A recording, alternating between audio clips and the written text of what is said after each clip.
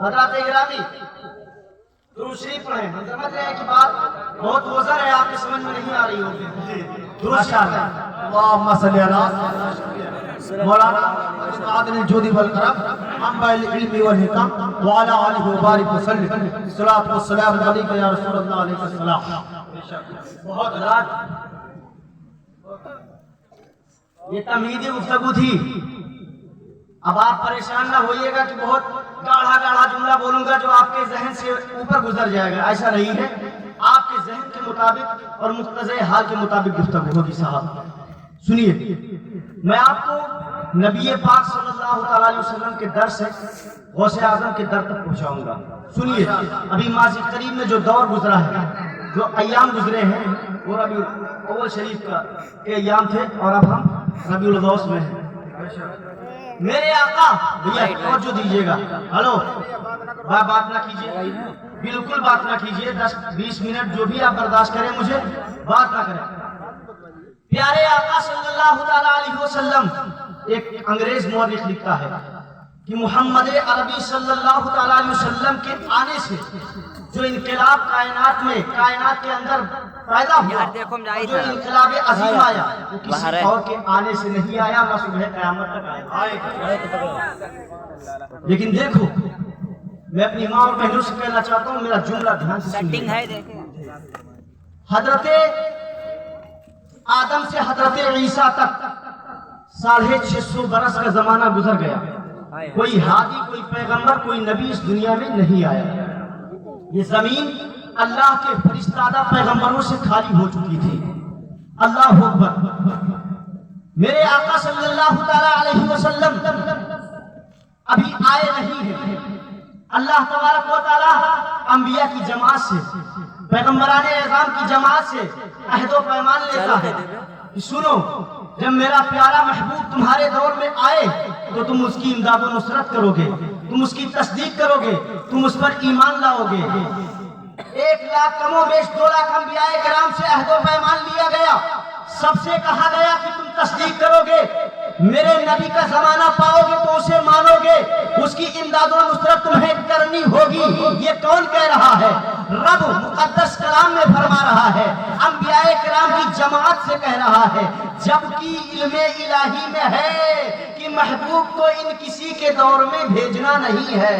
پھر بھی کہا جا رہا ہے، پھر بھی عہد و پیمان لیا جا رہا ہے کہ محبوب کو بھیجا جائے گا تو تمہیں محبوب کی تصدیق کرنی ہوگی. آخر کیوں؟ جب علم الہی میں ہے کہ بھیجنا نہیں ہے تو تاکید پہ تاکید کیوں اور انتظار میں شدت ڈالنے کے لیے کہا جا رہا ہے. اے گروہ انبیاء، اے انبیاء کی جماعت، اگر تم اپنے وعدے سے پھرو گے، اگر تم عہد شکنی کرو گے تو نبوت کی ڈگری چھین لی جائے گی، فاسقین کی جماعت میں کھڑا کر دیا جائے گا تاکہ انتظار میں کہیں سے کوئی غفلت نہ ہونے پائے. اللہ اکبر. اس قدر انتظار کیے گئے ہیں صاحب، 24 گھنٹہ ہر لمحہ ہر وقت اس محبوب کی راہیں دیکھی گئی ہیں، پلکیں بچھا کر اس محبوب کا راستہ دیکھا گیا ہے. نہ جانے کتنی پلکوں نے گرم آنسوؤں سے غسل کیا ہے، نہ جانے کتنی آنکھوں میں آنسو آئے ہیں. اس محبوب کا راستہ دیکھتے دیکھتے انبیاء کرام کو 1000 سالوں تک عمریں دی گئی ہیں، اور 1000 سال تک جس نے اس پیغمبر کا راستہ دیکھا ہو، اس نبی کے آنے کا راستہ دیکھا ہو، اپنے دل کو جھکا کر، اپنی آنکھوں کو جھکا کر، اپنے آنکھوں میں اشک لے کر اس محبوب کا راستہ دیکھا ہو صاحب، انہیں پھر بھی بظاہر زیارت نہ ہو سکی ہو.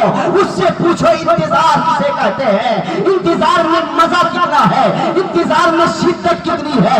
بلکہ میں یوں کہتا ہوں کہ نہ جانے کتنی بشارتیں ہوئی اور اس مقدس سرزمین پر انتظار کرتے کرتے نہ جانے کتنی قبریں بنا دی گئی، لیکن وہ محبوب نہیں آئے. پیارے، وہ پیارا محبوب ابھی تک نہیں آیا ہے. نہ جانے کتنی قبریں بنا دی گئی ہے صاحب، لیکن ہمارے مولا نے ہم سب کو مقدر کا کتنا دھنی کیا ہے کہ ہم ماں کی گود میں پڑے ہوئے تھے، پیر ہلانے کی طاقت نہ تھی، ہاتھ ہلانے کی قوت نہ تھی. اتنے میں مسجد کے مؤذن آتے ہیں اور خبر سناتے ہیں، مبارک ہو، مصطفیٰ سناتے ہیں، مبارک ہو تو کسی اور کا نہیں بلکہ احمد مختار کا غلام بن کے آیا ہے، آمینہ کے در یتیم کا امتی بن کے آیا ہے.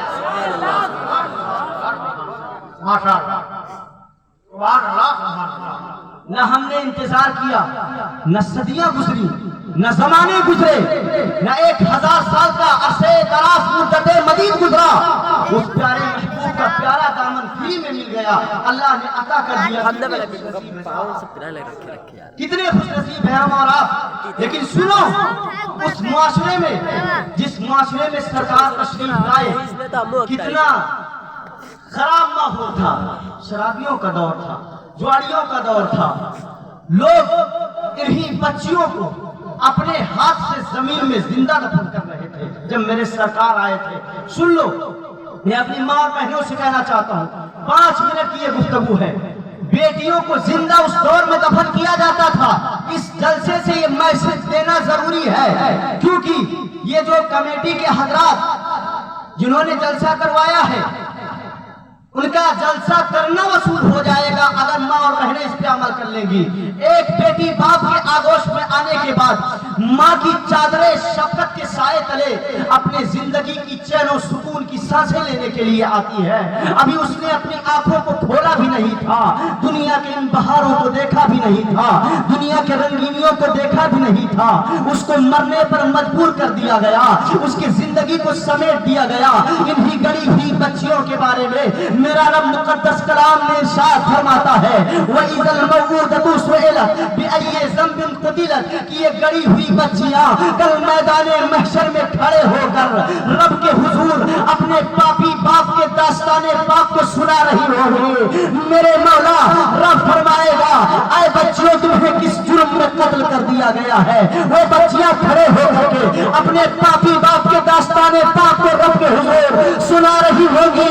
میرے مولا ابھی میں نے اپنی آنکھوں کو کھولا بھی نہیں تھا، دنیا کے فضاؤں کو دیکھا بھی نہیں تھا، دنیا کے رنگینیوں کو دیکھا بھی نہیں تھا۔ میرے مالک میری زندگی کو سمیٹ دیا گیا، مجھے سپرد خاک کر دیا گیا، میرے وجود کو زمین کے اندر ڈال دیا گیا۔ میرے مالک میرا کون سا جرم تھا؟ ایک تاریخی جملہ اس تاریخی اسٹیج سے کوٹ کرنا چاہتا ہوں، کہنا چاہتا ہوں کہ بچوں کو زندہ زمین میں دفن کرنے والے یا آج کے دور میں ماں کے شکم میں زہر کا انجیکشن دے کر بچیوں کو مارنے والے، تم سے بھی سوال ہوگا جو آج رحم مادر میں بچیوں کا زہر کا انجیکشن دے کر، زہر کا ٹیبلٹ دے کر بچیوں کو مار رہے ہیں، ان سے بھی سوال ہوگا جو اپنے بیوی کو بچی پیدا ہونے پر طلاق دیتے ہیں، ان سے بھی سوال ہوگا جو بیٹی اور بیٹے کے نام پر آبرو کا سودا کر کے ننگے اسلاف ہونے کا ثبوت دیتے ہیں، ان سے بھی سوال ہوگا۔ میرا رب ان سے بھی پوچھے گا، میرا رب پوچھے گا کس جرم میں تم نے اس کو قتل کیا ہے؟ تم کو آزادی کس نے دی تھی؟ تم کو پاور کس نے دیا تھا؟ تم کو اختیار کس نے دیا تھا ان بچیوں کو مارنے کا، ان بچیوں کو زندہ زمین میں گاڑنے کا؟